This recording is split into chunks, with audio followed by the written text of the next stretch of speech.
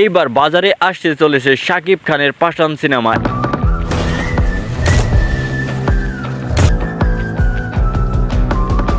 এবং কি এই ছবিতে ডিরেক্টর হিসেবে থাকবেন তুফান ছবির ডিরেক্টর রায়হান রাফি। সেই সাথে আরো জানাচ্ছি এই ছবিতে কত টাকার বাজেট করবেন রায়হান রাফি। তো প্রথমে শুনে আসি শাকিব খানের পাঠান সিনেমা নিয়ে। তুফান সিনেমার পরিচালক রায়হান রাফি একটি সংবাদ মাধ্যমে জানায় যে তুফান 2 নিয়ে আপাতত কোনো চিন্তা ভাবনা করছে না, কারণ তুফান 2 থাকবে তুফান সিনেমা থেকে ডাবল ধামাকা। তবে বর্তমানে শাকিব খানকে নিয়ে রায়হান রাফি একটি কাজ করতে চান এবং এই সিনেমাটি যৌথভাবে প্রযোজনা করা হবে। রায়হান রাফি বলে, এই সিনেমার নাম আমি আগেই প্রকাশ করলাম, কারণ এর আগের বার তুফান সিনেমার আমি নাম প্রকাশ করেছিলাম, যার জন্য শাকিব খানের চরিত্রটাকে আমি জনগণের মাঝখান থেকে উপহার পেয়েছি। তাই আমি শাকিব খানের নতুন সিনেমা পাশানের নাম প্রকাশ করে দিলাম এবং এই শাকিব খানের নতুন সিনেমার শুটিং শুরু হবে ডিসেম্বর মাসের দিকে।